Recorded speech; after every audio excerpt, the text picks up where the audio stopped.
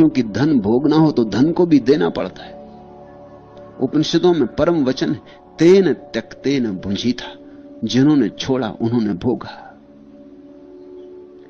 संसार में भी धन छोड़ो तो ही भोग सकते हो। यहां छोड़ना ही भोगने का सूत्र है। मगर ध्यान रखना, जो धन इकट्ठा करने लगता है वो खुद ही धन जैसा जड़ हो जाता है। जो पद की आकांक्षा में रहता है उसका अहंकार घना होता चला जाता है। तुम जो चाहोगे वही हो जाओगे। अब ये उग्रसेन नगर श्रेष्ठी का पुत्र था, सबसे बड़े धनी का पुत्र था। राजगृह विहार की सबसे धनी नगरी थी। उस सबसे धनी नगरी के सबसे बड़े धनी का बेटा था। लेकिन एक नट कन्या, एक मदारी की लड़की के प्रेम में पड़ गया तो मदारी हो गया। ये छोटी छोटी कहानियां बड़ी सूचक हैं, बड़ी मनोवैज्ञानिक हैं। इनको तुम ऐसे ही पढ़ लोगे तो इनका मजा, इनका स्वाद तुम्हें नहीं आएगा। इनमें धीरे धीरे उतरना। तुम जरा गौर करना, तुमने जिससे दोस्ती की है आखिर में तुमने पाया नहीं कि तुम उसी जैसे हो गए।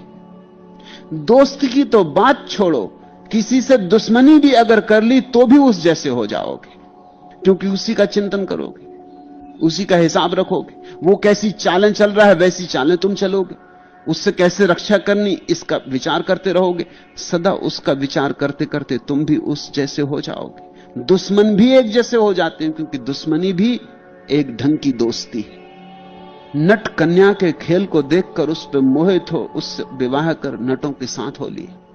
सुसंस्कृत परिवार का बेटा है। ऐसे गांव गांव घूमने वाले सड़क छाप मदारियों के साथ हो गया। मोह गिराता है, मोह उठा भी सकता है। अगर बुद्ध जैसे व्यक्ति से मोह हो जाए तो तुम्हारी आंखें आकाश की तरफ उठने लगी। तुमने जमीन पर सरकना बंद कर दिया। बुद्ध को देखने के लिए ऊपर देखना पड़ेगा, चांद तारों की तरफ देखना पड़ेगा। जब मंसूर को सूली हुई, वो खिलखिला के हंसने लगा, और किसी ने भीड़ में से पूछा कि मंसूर तुम्हारे हंसने का कारण, क्योंकि तुम मर रहे हो। ऊंचे खंबे पर उसे सूली लगाई जा रही थी। मंसूर ने कहा कि मैं इसलिए खुश हूं कि 1 लाख आदमी मुझे देखने इकट्ठे हुए, और 1 लाख आदमियों की आंखें पहली दफे थोड़ी ऊपर उठी, क्योंकि मुझे देखने के लिए इस ऊंचे खंबे की तरफ देखना पड़ रहा। यही क्या कम है कि तुम्हारी आंखें जमीन में गड़ी गड़ी रही हैं सदा। आज चलो मेरे बहाने ऊपर उठी, और हो सकता है मुझे देख के तुम्हें परमात्मा की थोड़ी याद आए, और मेरे आनंद को देख के तुम्हें याद आए कि परमात्मा जिसके साथ हो जाता है वो मरने में भी खुश है, और परमात्मा जिसके साथ नहीं वो जीवन में भी दुखी है। ये तुम भूल ना सकोगे। तुम्हें मेरी मुस्कुराहट याद रहेगी, कभी कभी तुम्हें चौंकाएगी, कभी कभी तुम्हें सपनों में उतर आएगी, कभी कभी शांत बैठे क्षणों में मेरी तस्वीर तुम्हें फिर याद आएगी। चलो यही क्या कम है, मेरा इतना ही उपयोग हो गया। मरना तो सभी को पड़ता है। 1 लाख आदमियों के दिल में मेरी तस्वीर टंगी रह जाएगी, शायद उन्हें परमात्मा की याद दिलाएगी। जब तुम बुद्ध के प्रेम में पड़ते हो तो धीरे धीरे तुम में बुद्धत्व छाने लगता है। इसलिए साधु संग की बड़ी महिमा है। उसका मतलब इतना है, उनके प्रेम में पड़ जाना जो तुमसे आगे गए हैं, जो तुमसे 2 कदम भी आगे हैं, उनके प्रेम में पड़ जाना। कम से कम 2 कदम तो तुम्हें आगे जाने में सहायता मिल जाएगी। अपने से पीछे लोगों के प्रेम में मत पड़ना, नहीं तो तुम गिरोगे। वह उनके साथ घूमते घूमते थोड़े ही वर्षों में नट विद्या में निपुण हो गया, और तू सीखता भी क्या? नट से प्रेम करोगे, नट हो जाओगे। नट हो गया। फिर एक उत्सव में भाग लेने वह भी राजगृह आया। लोग लाज भी खो दी होगी, संकोच भी खो दिया होगा। यह भी फिक्र न की कि उस गांव में मेरा पिता सबसे बड़ा धनी प्रतिष्ठित है, राजा के बाद उसी का नंबर है। उस गांव में मैं मदारियों का खेल दिखाऊंगा, यह उचित है। लेकिन एक समय आता है जब तुम धीरे धीरे बेशर्मी में भी ठहर जाते, वह भी जड़ हो जाती। शर्म भी नहीं उठती, लज्जा भी नहीं उठती। उसका खेल देखने स्वभावतः हजारों लोग इकट्ठे हुए, खेल से ज्यादा तो उसको देखने इकट्ठे हुए कि यह भी कैसा दुर्भाग्य कि इतनी बड़ी संपत्ति, इतनी सुविधा, इतने संस्कार, इतनी सभ्यता में पैदा हुआ आदमी और इस तरह गिरेगा।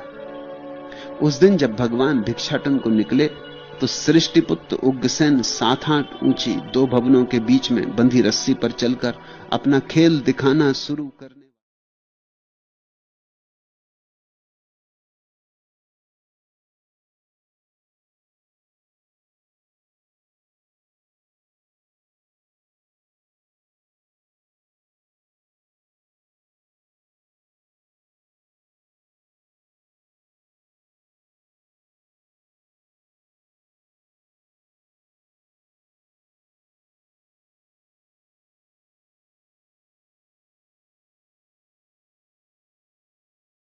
ये प्रसादपूर्ण बुद्ध का आगमन, ये उनके पीछे भिक्षुओं का आगमन, ये बुद्ध का आके अचानक वहां खड़े हो जाना, एक क्षण को लोग भूल ही गए। जहां इतना विराट घट रहा हो वहां क्षुद्र की कौन चिंता करता। उग्रसेन उदास हो बैठ रहा। भगवान ने उसे उदास देख अपने एक शिष्य महामौदगल्लायन से कहा, मौदगल्लायन उग्रसेन को कहो अपना खेल दिखाए और मैं भी उसका खेल देखूंगा, प्रसन्न होकर दिखाए। सद्गुरु इस तरह के उपाय भी करता है। तुम्हें उठाना हो तुम्हारी भूमिका से तो तुम्हारी भूमिका तक उसे आना पड़ता है। तुम्हें तुम्हारे खाई गड्ढे से निकालना हो तो उसको भी अपने शिखर को छोड़ के तुम्हारे गड्ढे में आना पड़ता है। उग्रसेन का पिता बुद्ध का शिष्य था। शायद बहुत बार रोया होगा बुद्ध के पास, शायद बहुत बार कहा होगा कि क्या होगा मेरे बेटे का, ये कैसा पतन हुआ। और ध्यान रखना, उन दिन के धनपति और आज के धनपतियों में बड़ा फर्क है।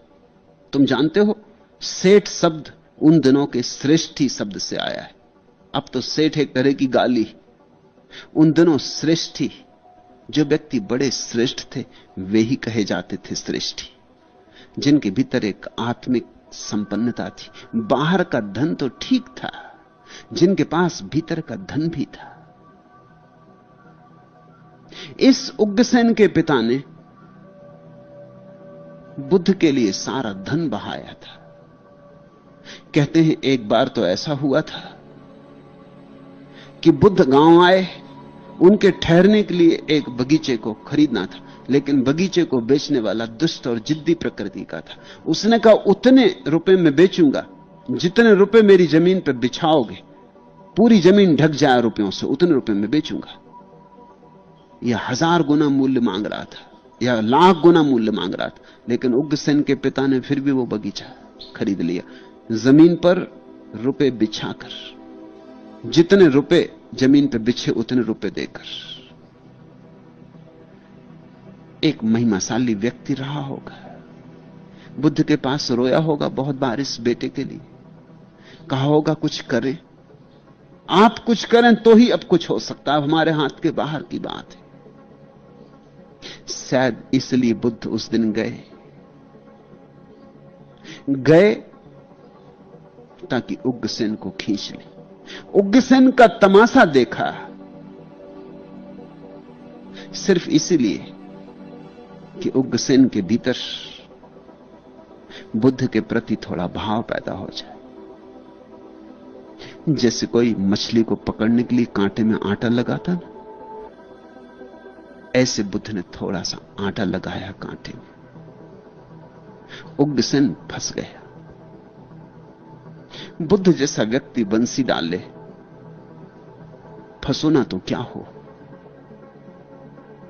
इसलिए तो बुद्ध पुरुषों के संबंध में यह बात लोक प्रचलित हो गई कि उनसे लोग सम्मोहित हो जाते, कि लोग उनके मैस्मरिज्म में आ जाते, कि लोग उनके हाथ में बंध जाते। उनसे सावधान रहना, जरा दूर दूर रहना, उनसे जरा बच के रहना। बुद्ध ने कहा मैं भी तेरा खेल देखने आया उग्रसेन। अब बुद्ध को क्या इस खेल में हो सकता है? सारे संसार का खेल जिसके लिए व्यर्थ हो गया, उसको किसी के रस्सी पे चलने में क्या सार हो सकता है? लेकिन अगर उग्रसेन को अपनी तरफ लाना है तो उग्रसेन की तरफ जाना होगा। तो गुरु कई बार शिष्य की भूमिका में उतरता है, कई बार उसका हाथ पकड़ने वहां आता है जहां शिष्य है। अगर शिष्य वेश्यागृह में है तो गुरु वहां आता है, और अगर शिष्य कारागृह में है तो गुरु वहां आता है। इसके सिवाय कोई उपाय भी नहीं। उग्रसेन अति आनंदित हो उठा। उसने तो यह सोचा भी नहीं था, ऐसा धन्यभाग कि बुद्ध और उसका तमाशा देखने आएंगे। इसका तो सपना भी नहीं देखा था, ये तो सोच भी नहीं सकता था। बुद्ध ने तो किसी का खेल कभी नहीं देखा, किसी का तमाशा कभी नहीं देखा। उसने बहुत तरह के खेल दिखाए, बड़ी उमंग, बड़े उत्साह से। तब शास्ता ने उससे कहा उग्रसेन ये खेल बड़े अच्छे, लोगों का मनोरंजन भी करेंगे, लेकिन तमाशा आखिर तमाशा, तमाशे में ही जिंदगी गंवा देगा। मनोरंजन तो ठीक है, असली बात तो तब घटती जब मनोभंजन होता है। मनोरंजन तो मन की खुशामद है, वही तो अर्थ है मनोरंजन शब्द का, मन की खुशामद। मन पर मक्खन लगाना, वही मनोरंजन है। मन जो कहे वैसा ही करते रहना, मन जहां ले जाए उसके साथ चले जाना। मन कहे शराब घर, मन कहे वेश्या घर, मन कहे सिनेमा, मन कहे ये, मन कहे वो, उसी के पीछे चलते रहना। इसी तरह तो संसार है। संसार का अर्थ होता है मन के पीछे चलना। चैतन्य को मन के पीछे चलाना अर्थात संसार। मनोभंजन चाहिए, बुद्ध ने कहा। और यह भी कोई कला है। अगर कला ही दिखानी तो मैं तुझे सिखाऊं। रस्सी पे चलने में क्या रखा है? ये तो 60 हाथ ऊंची बंधी है ना। मैं तुझे शिखरों पे चलना सिखाऊं, बादलों पे चलना सिखाऊं, मैं तुझे ध्यान में सधना सिखाऊं। उससे ऊपर और कुछ भी नहीं है। कोई रस्सी उतने ऊपर नहीं बांधी जा सकती। और जो ध्यान में चलता है उससे बड़ा कुशल कोई कलाकार नहीं है, क्योंकि ध्यान में अपने को साधना ठीक रस्सी पर चलने जैसा ही है। बाएं गिरे दाएं गिरे, पूरे वक्त संभालना पड़ता, अब गिरे तब गिरे, और खतरा हर वक्त। लेकिन ध्यान में जो संभल जाता है एक दिन समाधिस्थ हो जाता है, फिर कोई गिरना नहीं। तूने स्वयं को रस्सी पर संभालना सीखा, इतने समय में तो उग्रसेन तू ध्यान भी संभाल सकता था। जितनी देर में तुम धन कमाते हो ध्यान भी कमाया जा सकता है। जितनी देर तुम संसार में लगाते हो उतनी देर में परमात्मा भी पाया जा सकता है। इसी ऊर्जा से, इसी क्षमता से परम मिल सकता है। तुम क्षुद्र में गमाते, कंकड़ पत्थर बीनते रहते, जबकि हीरे की खदानें बिल्कुल पास थी। उग्रसेन बुद्धिमान व्यक्ति को जीवन मरण के पार जाने की कला सीखनी चाहिए। तू आ, मेरे पास आ, मैं तुझे वह परम कला और परम कीमिया सिखाऊंगा। क्या है वह परम कीमिया? वही इस सूत्र का अर्थ है। भूत को छोड़ो, भविष्य को छोड़ो, वर्तमान को भी छोड़ो। क्योंकि मन को छोड़ना हो, मनोभंजन करना हो, तो समय को छोड़ना जरूरी। मन है क्या? भूत की स्मृतियां, जो हो चुका उसकी स्मृतियों का जाल स्मृति, और भविष्य की योजनाएं, भविष्य की कल्पनाएं, आकांक्षाएं, वर्तमान की चिंता फिक्र। अगर ठीक से समझो तो मन और समय पर्यायवाची। इसलिए जो भी ध्यान को उपलब्ध हुए उन्होंने कहा कालातीत है ध्यान, समय के पार है ध्यान। मनातीत कालातीत एक ही अर्थ रखते। तो बुद्ध ने कहा भूत को छोड़, भविष्य को छोड़, वर्तमान को छोड़, यह है असली कला। इस तरह इन्हें छोड़कर संसार के पार हो जा, मुक्त मानस होकर, मन से मुक्त होकर, तू फिर जन्म और जरा को प्राप्त नहीं होगा। उग्रसेन को ऐसे वचन सुन के बोध हुआ, और जैसे बिजली कौंधी ऐसे भगवान के वचन उसके प्राणों में कौंधे। फिर उसने क्षण भर भी न खोया। वह रस्सी से उतर भगवान का भिक्षु हो गया, और जब मरा तो अरहत्व को पाकर मरा। वह सच्ची परम नट विद्या को उपलब्ध होकर मरा। भगवान ने वचन पूरा किया था। इसमें एक बात, अंतिम बात समझ लेनी चाहिए। यह आदमी था तो जुआरी। इसलिए मैं अक्सर कहता हूं धर्म व्यवसायियों के लिए नहीं, जुआरियों के लिए। यह आदमी था तो जुआरी। बाप की बड़ी संपत्ति, बाप का बड़ा उत्तराधिकार छोड़कर एक मदारी की बेटी के साथ हो लिया था तो आदमी हिम्मत का। गलत भी गया था तो डरा नहीं था जाने में, दांव पर सब लगा दिया था। इस साधारण सी युवती के लिए झोली टांगे हुए मदारी गांव गांव भटकते होंगे, इनके साथ हो लिया था राजमहल छोड़कर। था तो आदमी जुआरी, दांव पर लगा दिया था सब। ऐसे आदमी बड़े काम के भी होते। अगर कभी बुद्ध पुरुषों से मिलना हो जाए तो फिर वो देर नहीं करते।